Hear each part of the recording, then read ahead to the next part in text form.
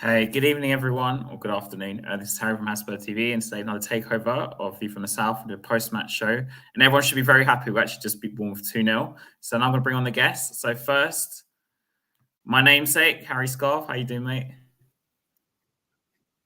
Oh, something about the name. No, very good. Thank you. It's good to be here after a win. So yeah, fantastic. Looking forward to getting into it. We've got our Tottenham back. And Justin? Yeah, not bad. As I say, what is it? This is 3 games in. I'll be honest. This is, we've waited. It's like buses, really. We've waited 4 years for this, and now we've had 3 games of it. I don't know what to make of it all, to be honest. I mean, it's been a pretty good start. Let's be honest. And big up to the chat. We've got Adrian in the house as normal, Tony as well, Jazz Jones, and just a harmless potato. Okay. Better than an cool name. I think Haas is meant to be here, but there he is. Good evening, everyone. Hello. Good evening. It's another glorious Saturday. Tottenham win, and going off another hour, mate. That lot down the road capitulate on the same day. So it's a great day. Welcome everyone to A View from the South Stand, Southview's Coys, and everyone in the chat as well. Haz is your host for tonight. I'm going to take a back seat, but I will be here to give my point of view as well. Harry, always nice to have you on the show, and also Justin, ever present on the show as well. I mean, what a day. I mean, the performance didn't sort of deviate from the last 2 weeks, did it? Let's be honest. It's a bit more of a test in the first half, but overall, yeah. I mean, should we start with Should we start with the team first? Because Yeah, I've got that. Selection was the same, yeah. Yeah. So, Harry, I'll start with you first because you're on the next, right on me or left of me. So, what do you think of the starting lineup? Again, it was the same team that played last week. Did you want any changes? Do you expect any changes? Did I want any changes? Probably not. Did I expect any changes? Yeah, I didn't expect Maddison to be thrown in there when Postecoglou said he was available. I thought he'd be used from the bench personally. I think it was a bit of a risk starting him, but it worked out all right because he really scored and he was excellent. So, Postecoglou knows what he's doing, that's for sure. So it worked out to be a good decision. Kept the front three, the same. I think that was possibilities. It could be changed because I don't think they've been up and firing just yet. I think any game there's a possibility that front three could change. We stuck with it. He stuck with worked against Man United. And at the end of the day, we won again against Bournemouth. So something must be working. Like, obviously we'll go into it in a bit, but I was thinking a lot about Porro myself, as in he started again on right back. But anyway, Justin, thoughts on the lineup?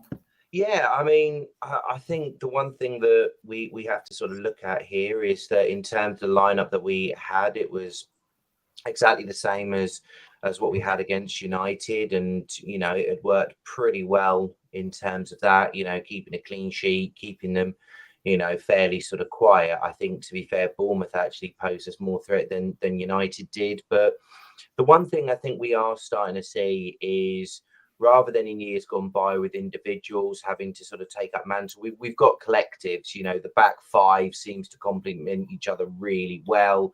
That three in the middle, I wasn't sure if that was going to be the three, but I think, to be fair, as they're fit, they've got to start. I think the only areas that possibly I was more surprised about was Maddison starting, as Harry said. I thought, it might be Lo Celso and bring him off for the bench, but we just saw again today, if he's fit, he's got to play. And, it does show that he is going to be I potentially think, along with Van der Ven, could be one of the signings of the summer. So, I wasn't surprised by the starting lineup. I think it is probably our best 11. There is a certain individual that we'll probably come on to. I don't know how much time I've got because I've got to shoot off in about 20 minutes. But, there is a certain individual which I'm sure somebody on here or some people on here may question. And hopefully within the next week, we'll get somebody in to address that. But overall, it was a team I expected, and what a performance they put out there again.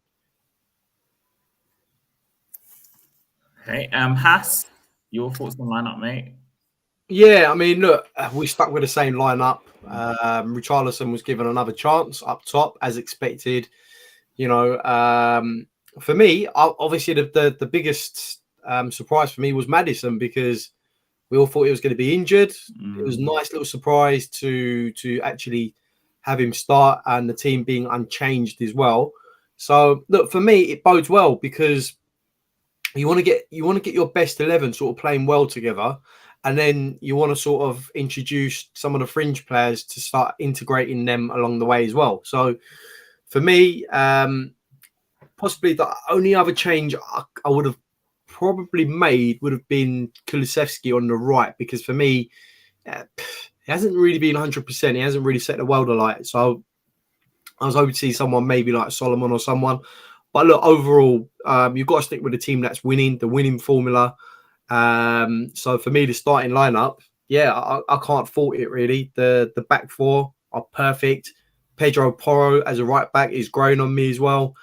He's getting more accustomed to that role.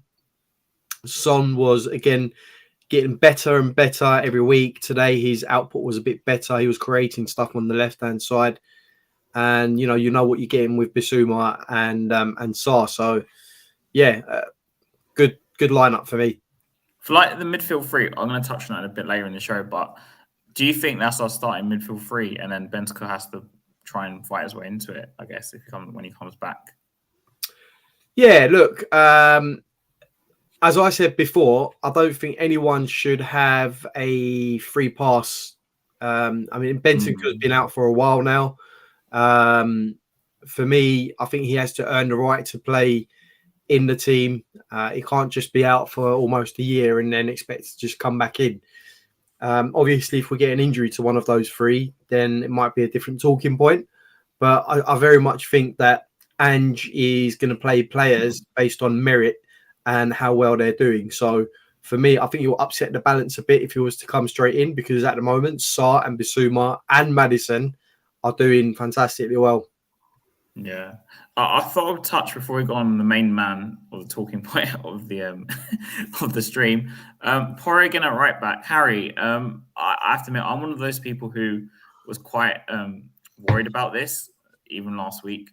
But today, I thought we saw an even better Porro, if I'm being honest. Do you think that he's learning the role a lot better now than compared to say on the previous managers?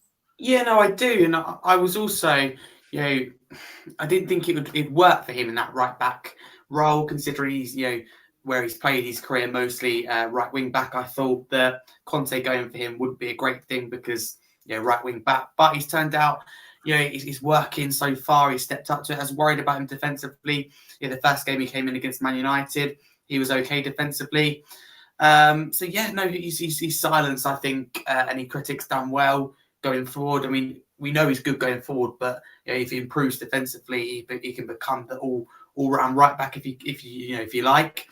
He's looked good so far. There's no need to put Emerson back in because Porro's doing a very, very firm job. The team's playing as well as well. He's one of 11 individuals, 10 individuals, if you like, that are playing really well at the moment. So it's great to see him.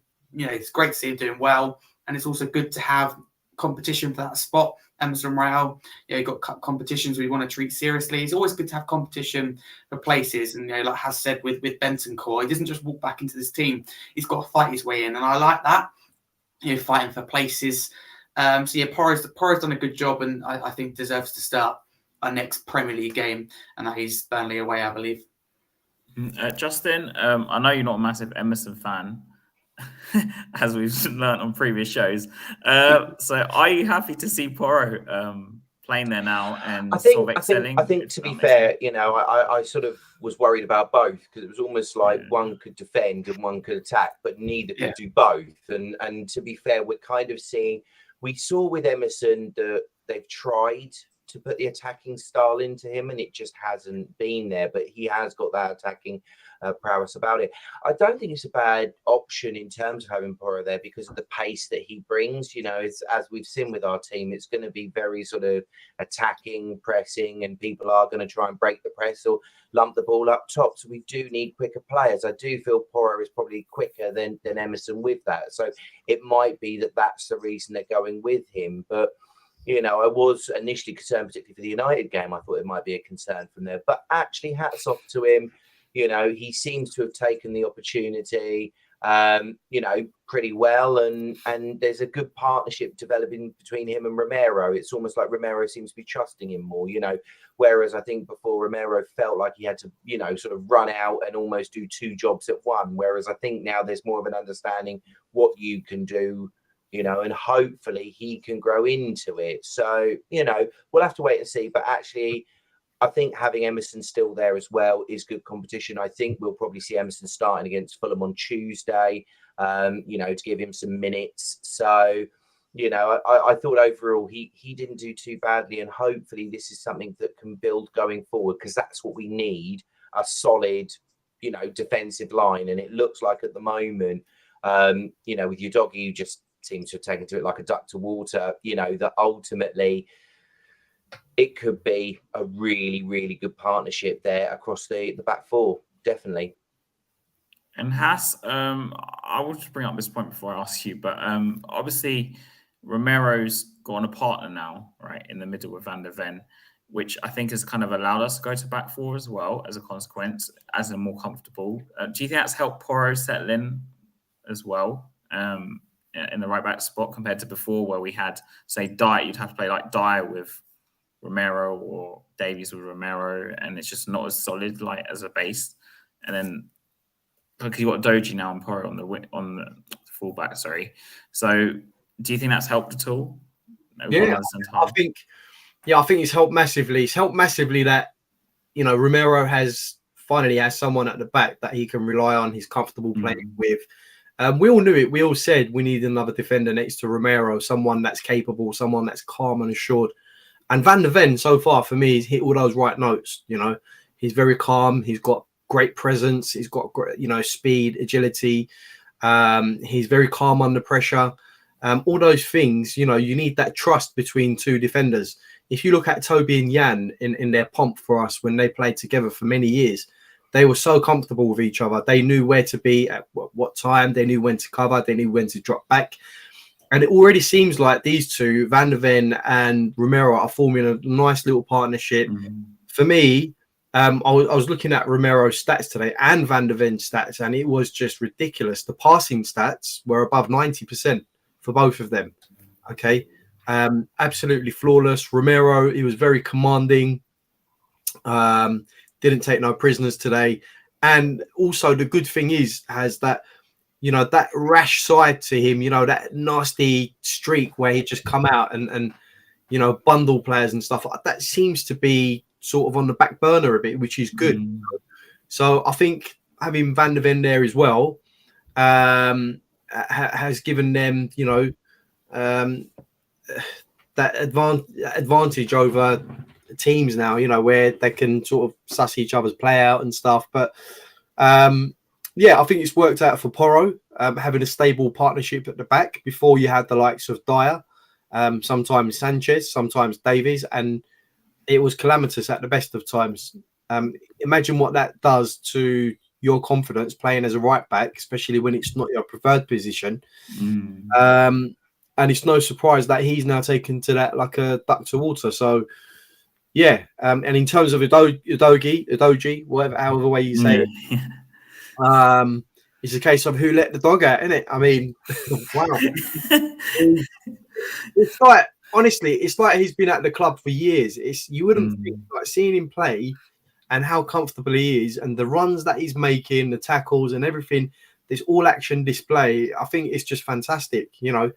He's not shy. He gets stuck in. What a signing. What a signing. And for me, I'll still say this. The important word is consistency. I want to see this performance week in, week out. It's been 3 weeks now. So far, so good. There has been a couple of little mistakes along the way here and there, but that's to be expected. If we're 10 games in and we have this level of consistency still, then I'll be very, very happy. And then I can properly judge players based on that. Because the reason I mentioned Van der Ven pairing with Romero in the back four is because when you look back to obviously the Newcastle game, I hate to bring this up, when we went to back four under Stellini, and you had, I think, was it Dyer, Romero or something like that, Romero, and he tried Porro right back that game, and it was just a calamity. All right, so if you think about, we changed 2 players in our back four, and now it looks so much better just by having 2 new players. It just, obviously Udogie's coming on the left and Van der Ven's coming in the middle, and it's kind of just giving us a lot more balance from what I can see. Yeah, 100%. That's all it takes. That's all it takes. You need.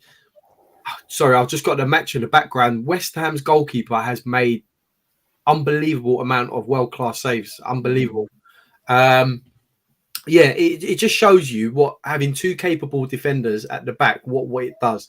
It breeds confidence. I mean, look at Vicario today as well. Okay, he looked a lot better. He looked a lot better, I think, today. When he was playing out the back, you can see there's that trust between him and that defense in front of him. He's not afraid to pass the ball to Van der Ven or Romero or to Porro. He knows that they're going to get out of that situation. But passing under pressure, the goalkeeper, was fantastic today. Today, more so than ever, because Bournemouth actually pressed us a lot in the first half, especially in the opening minutes. And that they tried to deploy that same tactic throughout the match where they'll press us really high. But what I really liked about Vicario was that he invited the pressure in from the players. So ultimately he's saying, come and get the ball, and then he'll pass the ball out. I think that's no coincidence. I think he's been asked to do that.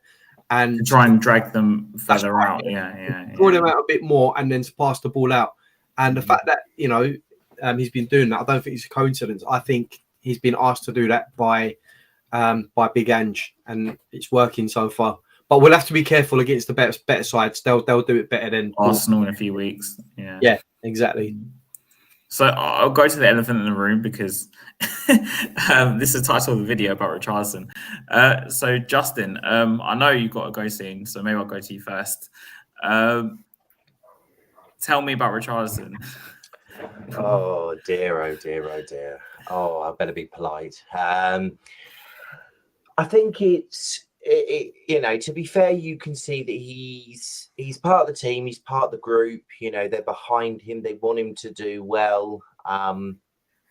But ultimately, I suppose, to be fair, this is going to be a different team. We have to remember that, and that's maybe something where we need to take a step back from. We're not going to have a Harry Kane. We're not going to replace him. Harry Kane is gone. That is it. We're not going to have a 30-goal a season striker. Goals would come from everywhere else. But to me, it just feels like something is just not clicking. Something just doesn't feel right in terms of whether it be confidence, whether it's a belief or things like that. And not just with Richarlison, but with Son as well. Let's be honest, 3 games in, no goals for either of them. And not a case of no goals, but not looking like they're going to score. Yeah. It's that whole element of, at least if you can understand if, you're getting in the positions, you're getting your shots off and the goalkeeper's making excellent saves, or it's hitting the post, or it's just going wide, or things like that. But today, I didn't feel like either one of them was going to score. That game could have gone on for days, and neither one of them would have scored. And I do feel that is a worry, and I think there's got to be a decision made almost, between sort of now and Friday in terms of what ultimately does Tottenham want.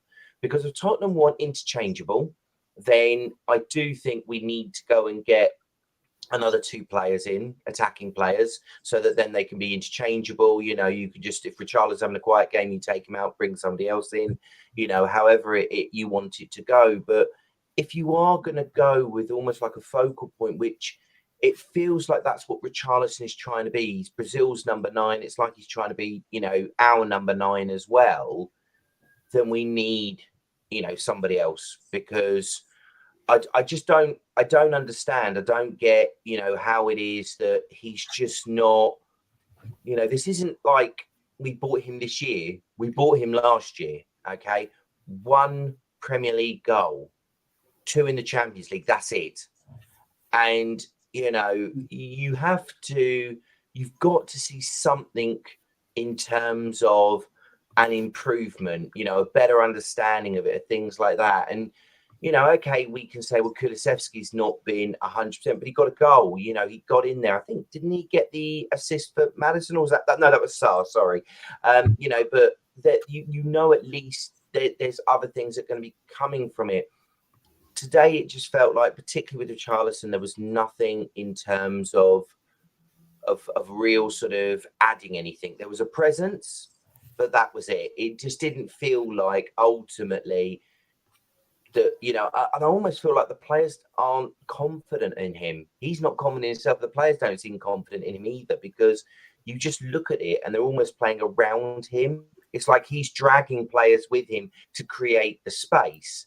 Which, okay, that's fine. But at some point, Tottenham have paid £60 million, and it's not the first time they've paid £60 million for something that hasn't worked, but you've got to start seeing a return. An opportunity has been bestowed upon him now that Harry Kane has gone.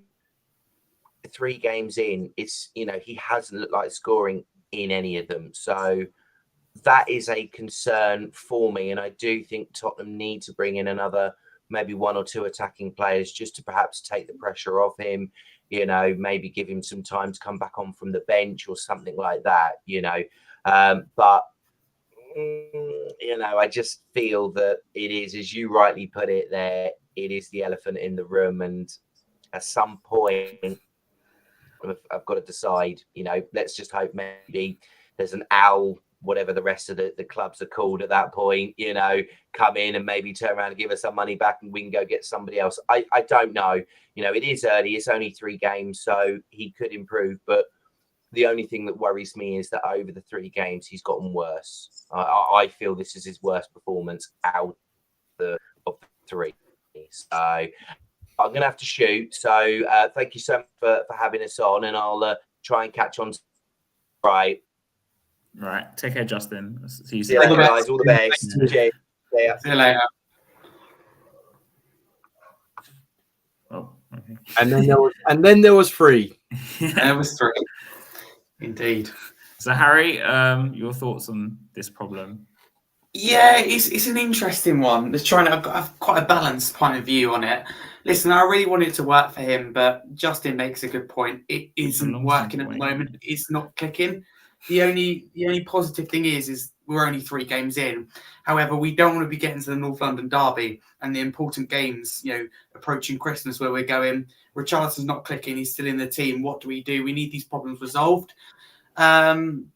Obviously, got the deadline shuts on Friday. That's a bit of a problem. So, like Justin says, Tottenham have got to make their mind up.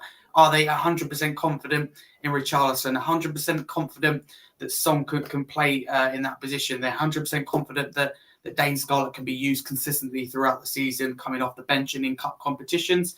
Because, listen, if they believe that, if Ange really believes that Richarlison's going to work, or really believes that we'll be okay, then they'll by all means go for it. But I'm not sure that the confidence is there. Like I said, I really want it to work for him. I do agree with Justin. I think this is his worst performance out of the 3. However, I don't think he's got progressively worse. I thought Man United was his best performance. I thought he improved and was more lively. At the same time, you could say perhaps he's not getting the service, but the front 3 in general aren't clicking. But at the same time, nor is he. And that is definitely a problem that needs to be, like I said, resolved, because he can't get to the North London derby and it still isn't clicking. So it's not looking very, very promising. But when you have a 60 million price tag slapped on you that we paid, there's always going to be that pressure. I don't know, if he's someone who copes well with the pressure. I mean, time will tell this season. But he's got his opportunity, right? Last season, my excuse and plenty of others for him was that it wasn't the right system for him. He wasn't using the right position. He spent a long time through injury, which is, I think, reasonable. But if put it this way, if we're 5, 6, 7 more games in and he hasn't scored, it's not about scoring. There's no contributions to goal. There's not even looking likely. Then there's a problem. So we have to see, but it's not looking promising. I look to try things, I think, in the cup against Fulham. I think that's a game where Ange can experiment, but I don't know. Really don't know. I want it to work, but it's not looking likely. Has? Yeah. Unfortunately for me, Richarlison, I gave him his praises in the first half only because, he was pressing in the first half and he was doing that kind of well, but not doing anything else. So I praised him in the sense that he pressed, which is what Ange asks for, not only from him, but the whole team. He did that well, but everything else was just shambolic and calamitous at best of times. You can see he's very, his shot of confidence.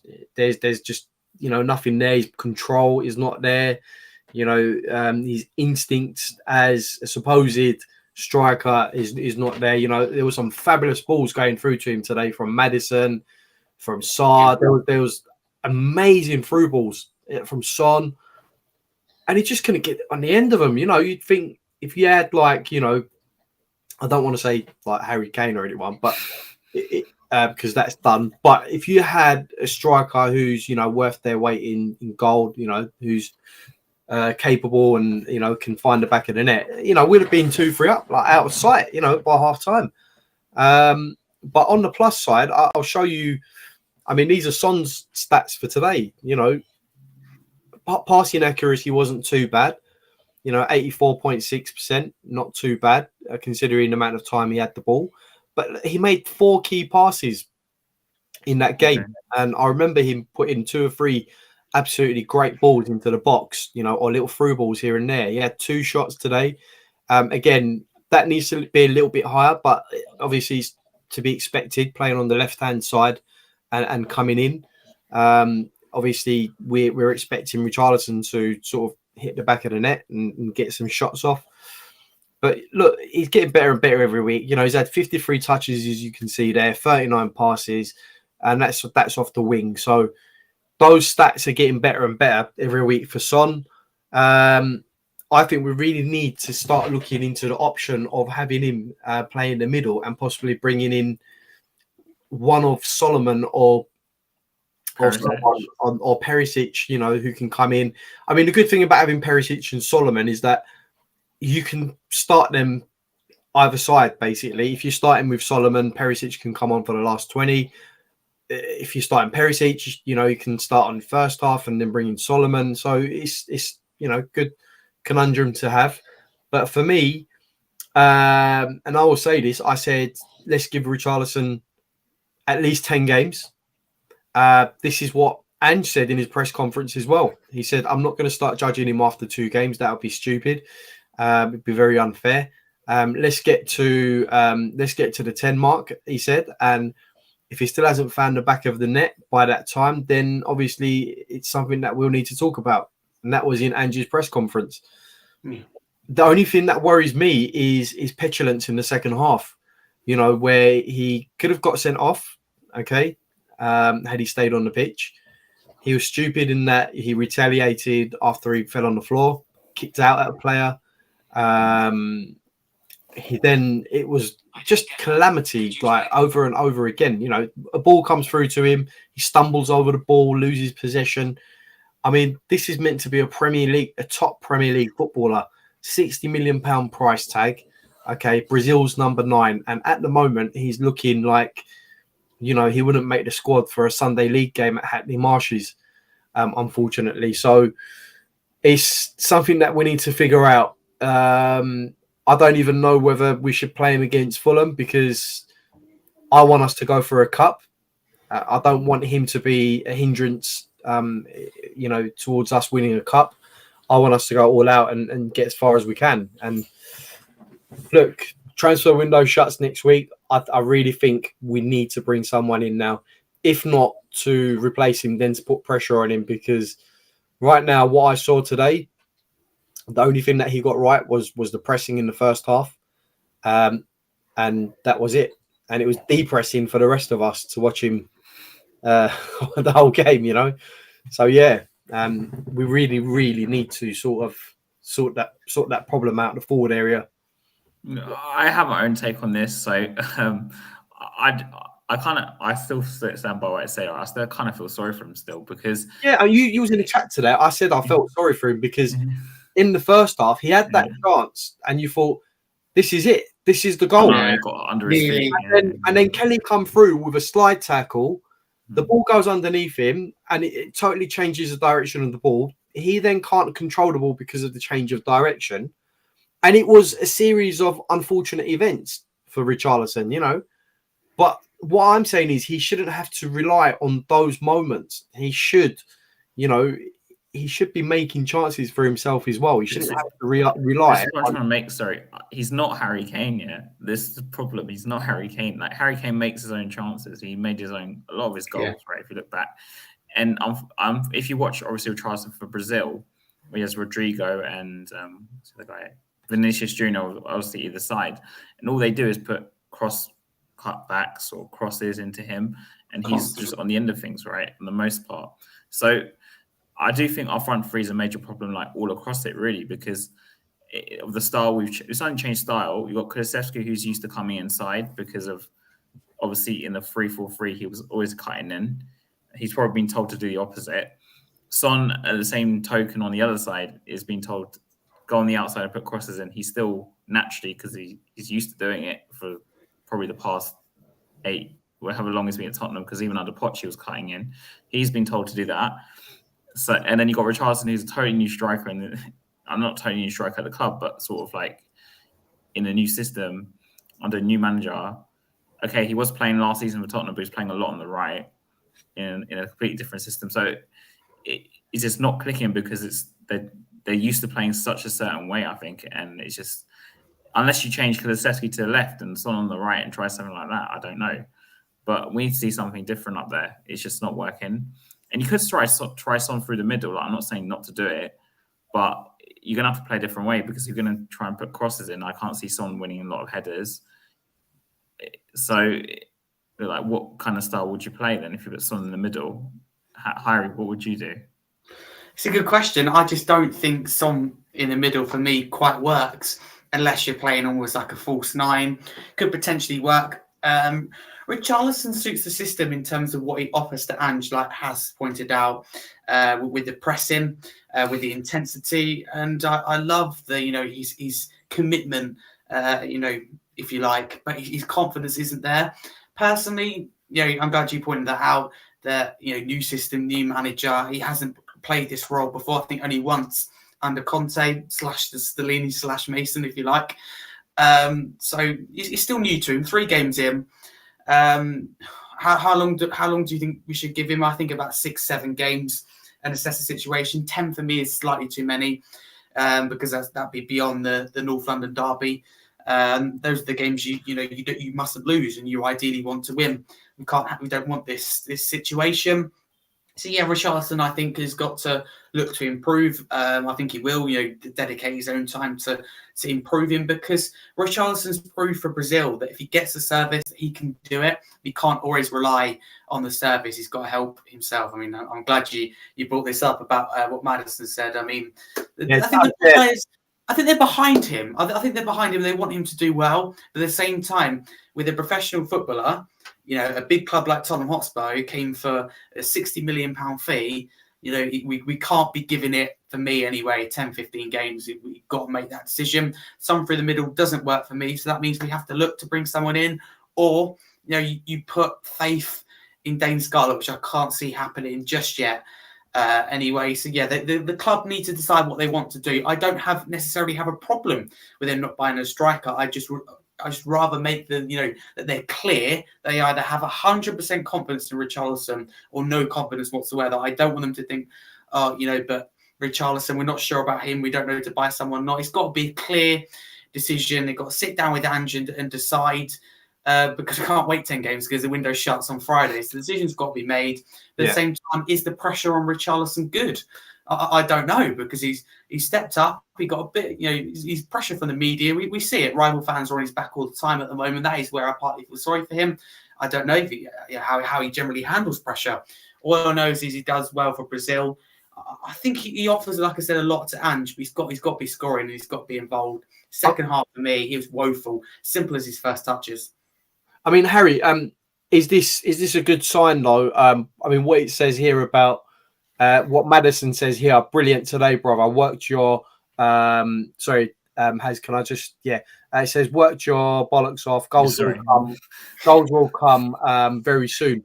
Is that a sign that the players actually, they want him to succeed? They're trying to, instill a bit of confidence in him. The players are with him as well. Is that a good sign of togetherness in the squad? It is a good sign, but you've also, the players obviously want to look good publicly, that they're supporting Richarlison. But no, I think this is genuine from Maddison. I think all the players, including Ange, really want Richarlison to work. And I think, well, not all, but the majority of us fans, myself included, really want Richarlison to work. I was absolutely desperate for him to score today. I can't wait till he scores, because I get the impression Richarlison scores, it's a different story. That confidence, the same with Son. As soon as he gets a goal, I think they won't stop coming, which is it's a great thing. But like I said, with a big club like it's different. If he's still someone like Everton, you can afford to give him 10, 15 games. But a club like Tottenham Hotspur, like I said, have ambitions. 7 points out of a possible 9. It's been a great start.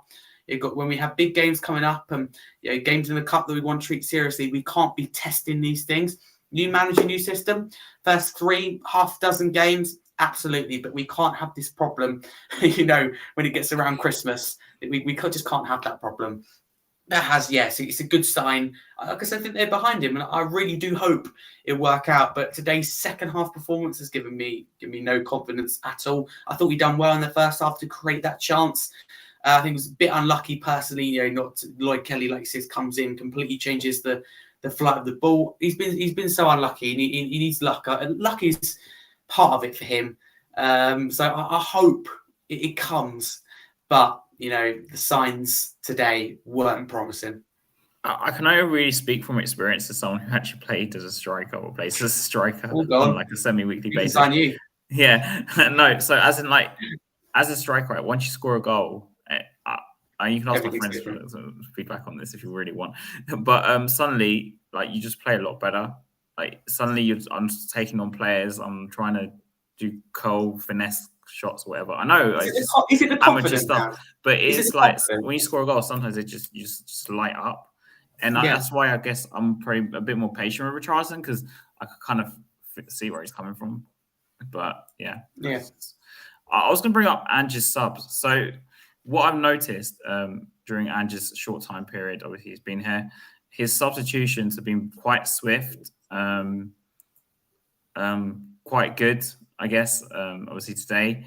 And this is on to my next segment after this. But Haas, what do you think of Ange's subs and the timing of them so far? And just is he making the right choices?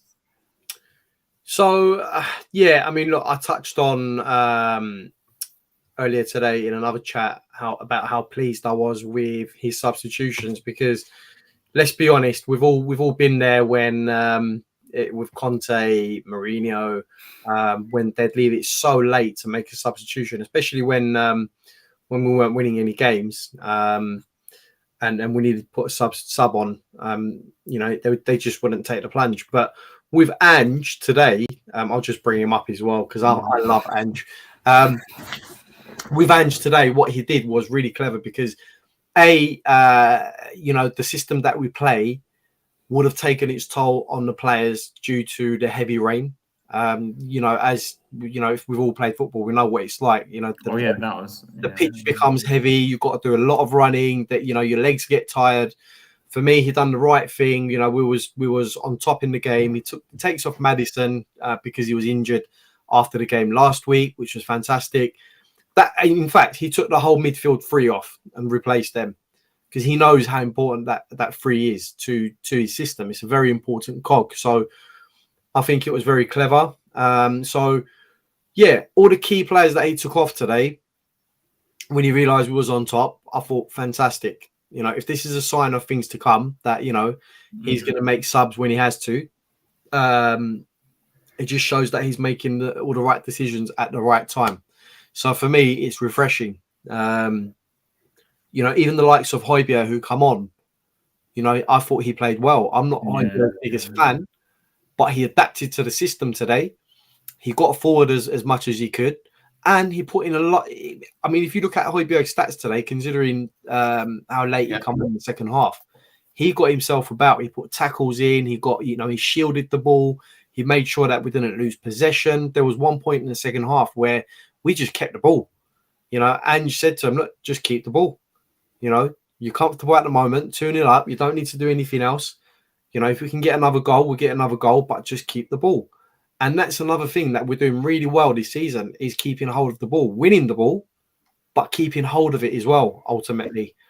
And that's got to be, we've got to give Ange his flowers for that because what he's instilled into the team in a short space of time, I think is magnificent.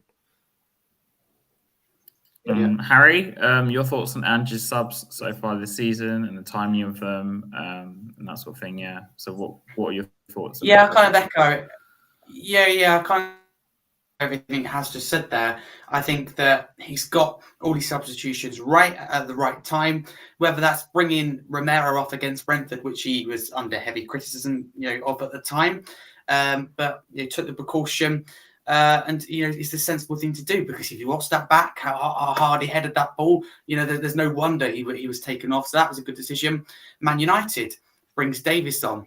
He's involved in the goal, and today as well with Perisic. I mean, I'm going to be honest. I wanted Perisic. It was one of my players that I listed to leave. I thought he would go with Conte. I didn't think he'd suit the system, etc. But I admit I got that well wrong at the moment anyway, because I think he's been excellent. He offered, I mean, I get criticism for my opinions on Son a little bit, to be fair, but I think Perisic is offered more, let's say, than Son did. That little snippet he had against Bournemouth, it's just, even at his age, he's quicker, his delivery's a lot better, and you know what you're getting with him. And if Richarlison's going to work, you need someone like Perisic in the team.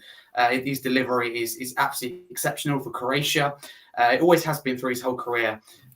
Defenders know what to expect of Perisic, but still can't deal with him, and that's what I like. But no, in terms of Ange's substitutions, have been fantastic in terms of protecting players at the right time.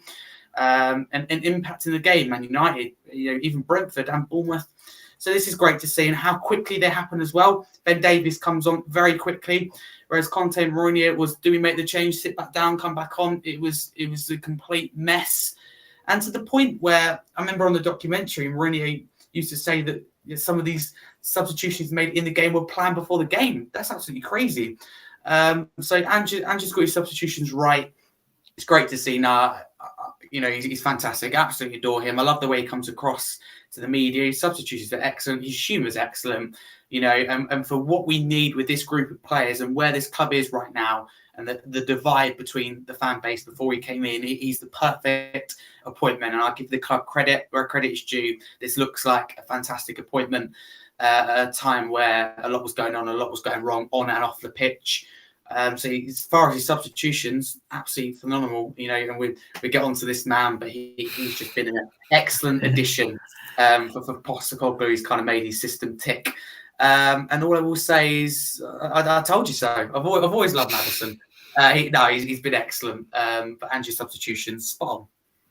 I have to admit, I was quite against Ange coming in because I didn't know this guy, but he's been really bold with his subs. I have to say, I think he's been really bold. As in, obviously, the Sanchez thing for Romero was I was quite shocked he made it so early in that game, and also just his general substitutions. He's not waiting so long. He's just proactive instead of reactive. That's what come across to me in the short space of time we've had. So just long may it continue. So before going to Fulham, because this kind of relates to it anyway, but obviously he made those 3 changes, and he brought on all the 3 midfielders we have currently as backups, let's say, right? Lo Celso came on, and I want your thoughts on him. Obviously Skip came on, who started the first game, and Højbjerg came on. I know you praised him before, but can these 3 come in? Because we spoke about our midfield depth quite a lot and said our midfield has got a lot of depth, it's a lot of quality. Are they as good as we say they are, I guess? Or do you think they can come in and do a job? Yeah, I think if you look at those 3, the ones that stick out, Skip and Højbjerg have their limitations. I think Bissouma and Sarr are quite clear. Bissouma being the replacement for Højbjerg, and Sarr being a replacement for Skip. I think if you look at those players, I think they're miles apart in terms of ability. But I think what he did today was quite clever, because he wants to see he wants to see how they play with each other. In a game where we're sort of trying to protect the lead and stuff, giving them minutes in their legs, because ultimately we might need to replace one of the starting 3 at some point, whether that be because of injury or picking up suspension for a yellow card. So he doesn't want to sort of alienate the other 3 just in case we need to use them. So I think it's quite clever what he's done. He got to have a good look at them for around about 20 minutes or so. And I thought they did pretty well given the circumstances. Are they going to start? Probably not. But, maybe in the FA Cup, if we're playing a very, a lower league sort of team from League 1 or League 2, then, yeah, 100%. I think that 3 can start and they'd easily run that midfield. But Lo Celso, for me, again, I think he's capable enough. For me, the fact that, he's played in that sort of 10 role for Argentina with the likes of Messi feeding off him and everything else, and his technical ability, I think he's the closest thing we've got in the team at the moment to Maddison in that sort of role. I think Maddison is better, but I think Lo Celso is a good option. And finally, if we do keep him, he's finally playing in a system that suits him better than the systems that he's played under previously, whether that be under Mourinho or Conte. He didn't really get much of a look in under Pochettino at the time. I think there was a bit of confusion as to what his best position was. So yeah, I'm looking forward to seeing what we can do with that 3 as well, as they're good options. But look, if offer comes in for Højbjerg at some point, surely we take that and make another addition. I don't know. I don't know. 7 to Scarf. Can you add him back? Yeah, he's right Yeah, here. I don't know what happened. So I was like, he I'll just blame my disappeared. Wi-Fi again. You like froze and then he disappears. So I was like, what's going on? You know, so Right. odd. So Harry, are your thoughts on Skip, Højbjerg, Lo Celso? And also, I'll bring this up. Obviously, Bentancur's coming back too. So do you think if we have injuries in the midfield, or do you think these players can come in and do a job? Yeah, I think we have the most depth in our midfield. I think that's the strongest part of the team. I wouldn't have thought I would be saying that last season. In terms of the numbers, anyway, quality is a completely other thing.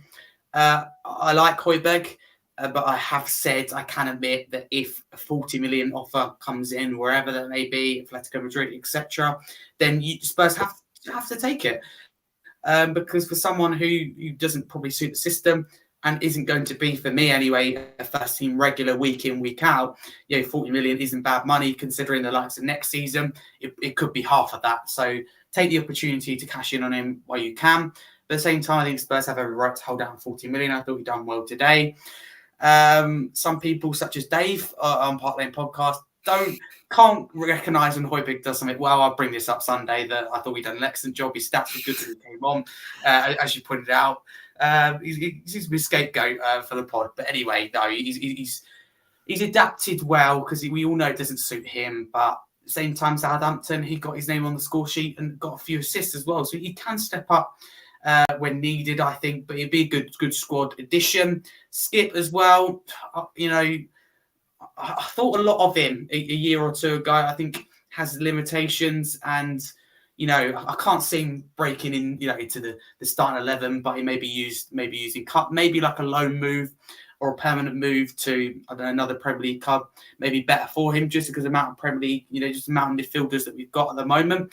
But that could change. Lo Celso, completely agree with Haas in terms of he's the closest quality we've got to the likes of Maddison and the closest one to being in there. But at the same time, I must admit I'm not his biggest fan, but I'd love to be proven wrong. He's done well for Argentina. Yeah, exactly. So we have to see. But one thing's for sure, we have the depth there. But we've got too many players in the squad and needs to move players on. The amount of wing backs concerns me. But I hope this also works out. But I think they all done okay when they came on. But I thought Højbjerg was the better of the three. But I think you need them. If we're going to go for cup competitions, you need every single player available. That's for sure. But it's just players that aren't, can't get in the squad. Ndombele, Dyer, Lloris. Why are you keeping them? Just costing you wages. But yeah, whatever Ange decides to do, I'm happy. I'll go with whatever he says. he's a manager. He knows what he's doing. Harry, what do you think about? I mean, this is from Giovanni Lo Celso's X account. 3 more points. Happy to play in this shirt again. Spurs official. Thanks for the support, fans. What does that tell you? Does that tell you that he's happy and content now at Tottenham? Does that tell you that he's likely to stay? Does he give you an insight into what Ange has done to these players? Because most of them seem to be happy whether they're playing or not. Yeah, I think Ange has changed the whole mentality of the club. And let's not be mistaken here. What Ange has done in such a short space of time, wherever we finish this season or wherever, if it falls apart or not, we struggle in big games. What he's done to this day in a very short space of time is beyond what I thought. I was thinking this season, let's get back into Europe some way or the other. Let's improve on last season.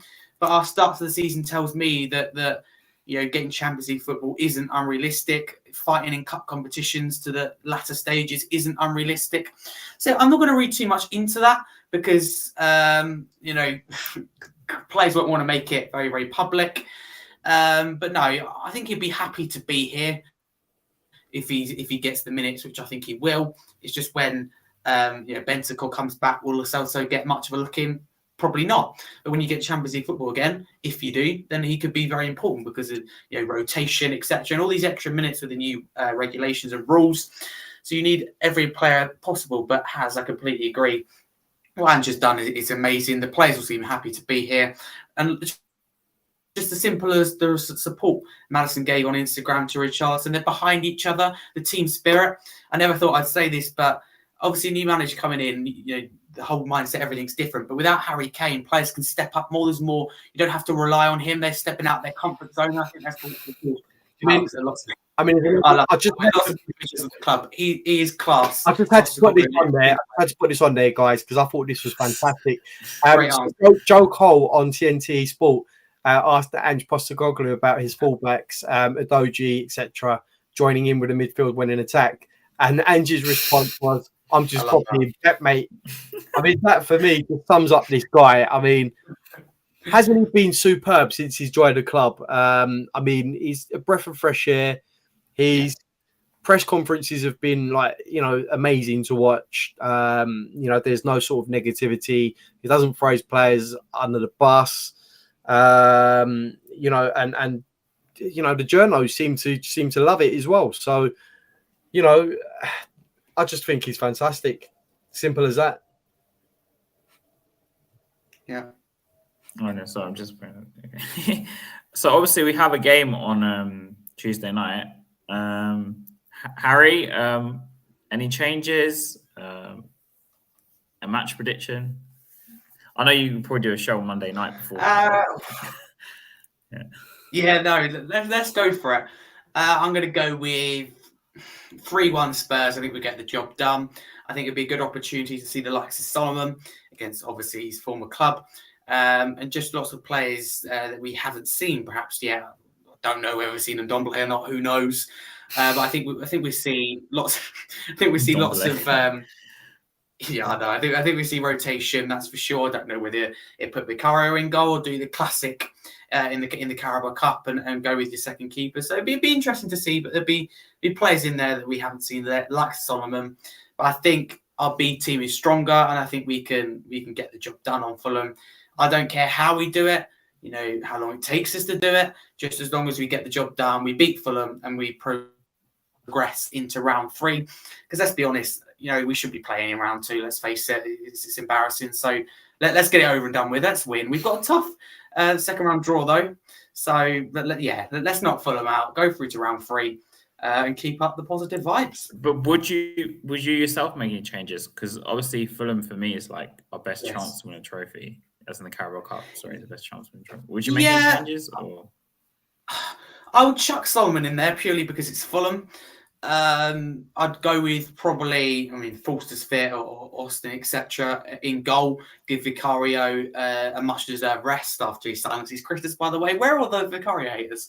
I can't find a single one now. It's very strange. But no, I wouldn't change too much because it's exactly. Where are you? It's a very I love it. Can't see. Absolutely love it. So no, you got to treat it seriously. We're talking about a club here that hasn't won a major trophy since 2008. So we got to treat it seriously, and that is a strong team. And this is what I think Postecoglou will do. Obviously, it's another opportunity, perhaps during the game, the start of the game, to try different things. Like I said, Solomon's the one I'd like to feature, but I think we get the job done either way. Okay, Haas, any changes for Tuesday, or are you just sticking with the same team, or any match prediction? Yeah, look, before I give you my match prediction and lineups, I just quickly want to say, if no one has smashed that like button yet, please make sure you smash the like. And if you are new to the show, if it's the first time watching, please, if you like what you see, then subscribe to the channel. And thank you very much for everyone in the chat as well at the same time. Chat, what would be your prediction for next week? Let us know. We'll get that up on the screen as well. And who do you reckon should miss out or start next week? Shout out to Adrian Stroker. Yes, I think Emerson and Solomon would be a very good shout to start against Fulham. For me, we can either look at this. We can look at this in two ways. We can either look at this as we'll be resting players so that we can keep them fresh for the Premier League. But in that sense, we will be sacrificing quality, for another competition. Or we could just go all out, get the job done, like Harry said. Put our first 11 out there, get the job done. For me, it's not going to be an easy game. Look, Fulham showed today against Arsenal that they are not pushovers. They went a man down. Bassi got sent off today, and they still pushed on and got the draw out of the game at the Emirates. That is not an easy thing to do. They were under pressure for sustained periods in that game. And, we I would like to think that we'll be playing sort of similar football to Arsenal, where we want to keep that, constant pressure on them, and they're not going to be easy to break down. So for me, I think we'll go with our best 11, get the job done if we can by half time or the 60th minute, and then pull the troops out and replace them with, your second string players like we did today. For me, I think we have to sort of prioritise some sort of cup this season. Even if we don't win a cup, let's go for it and give it a go, because we've come close before, but we've always sort of prioritised the league, our league standing, over the cups. Whereas this season, I'd like to see us go for a cup. And, I'm not saying we should finish in Champions League this season. I'll be happy to finish in a Europa League spot through winning one of those cups. That would be a very good starting spot for us. Mark Smith, 5-4 to Fulham on penalties. I'll stop Yeah, look, Swifty, beat himself up as well, by the way. It could go to penalties. We don't know, Big up Barney from fan into the chat. Expect change. Barney. Okay. So for me, I think it'll be a very close game. I actually think it'll be a draw next week. There's no replays anymore, is there? There isn't, no. And I think it'll be a draw, and I think it may well go to penalties. A long night. Yeah, I'm going to go with a 1-1 draw, and it go to penalties. Obviously, I don't know if Big Vic's in goal. I don't really know what he's like with penalties. I know they've got Leno in goal, but I think it will go to pens next week. A cup games are always different. It's especially against another Premier League side such as Fulham. They'll want to do well in the cup. They want to have a little cup run as well. Being a Premier League side, they won't want to go out in the second round. They won't be prioritising European spots like us or any of the top 8, so to speak. So I think we can expect some changes. I think Emerson will come in next week. I also think 1 or 2 of that midfield may change as well, and I can see someone like Solomon coming in as well in place of Kulusevski. Even Perisic maybe as well. What I think will happen next week is Perisic and Solomon come in, and he keeps Richarlison up top just to try something different with Richarlison, because Perisic will whip the balls in, as will Solomon. So that's what I think. I mean, one of my friends is actually a Fulham fan, so I think he went to the game today. So big up if you're watching. But I think it's gonna be like you guys. It's gonna be a very close game. I think 1-1. If we're lucky, we might win 2-1 or something. But I think Fulham will really test us. I'd like to see a settled team. I don't want too many changes. If we're gonna make any, just tweak, like you said, the front three. Maybe put those 2 in. But I don't. This team is our best chance. Like this cup, is our best chance to win something.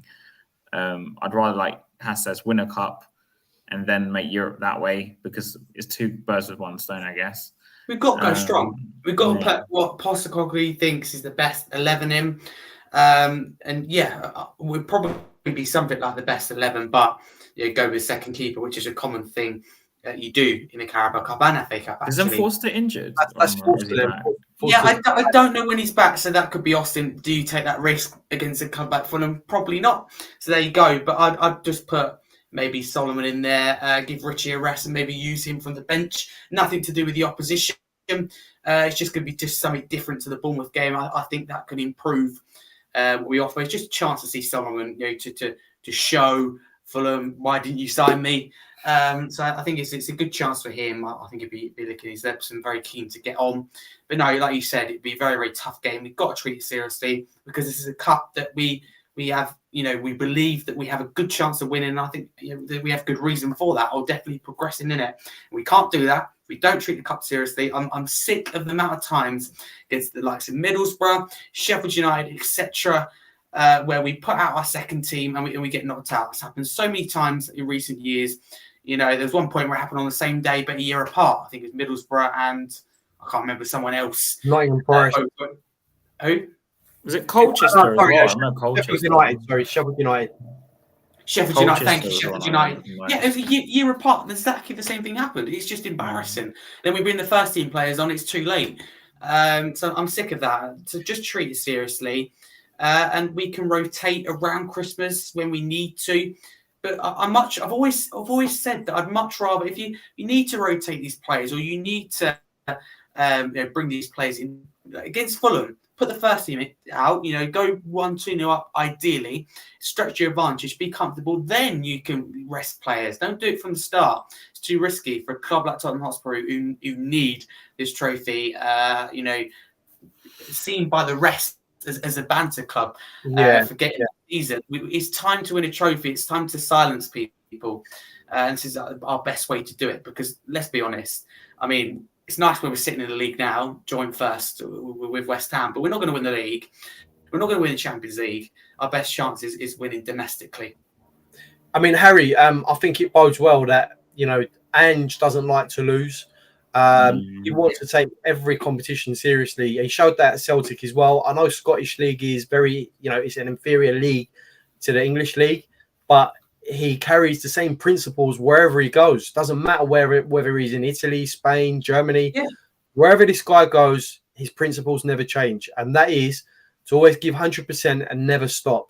He's banged on that drum since day one, and I firmly believe that that's the way that we'll continue at Tottenham Hotspur. I think he will prioritise, well, not prioritise, but I think everything will be prioritised in equal measures. So, he won't want to lose any games in the league, but he won't want to lose any games in any of the cup competitions as well. And I think he'll take it seriously. This guy, he's won stuff everywhere he's been. I won't have it that people are saying sort of, they're all Farmers League, etc., etc. Look, let's have it right. Okay, sorry, Iggy, I've used your quote there, but let's have it right. Shout out to Iggy as well, by the way. Let's have it right. Arsene Wenger come to that lot down the road from the Japanese A-League. Okay, and look what he did over there. No one mentioned the fact that he was in the Farmers League over there. He brought his philosophy over. He brought his way of thinking and his way of his football knowledge over to Arsenal at the time, and then the rest is history.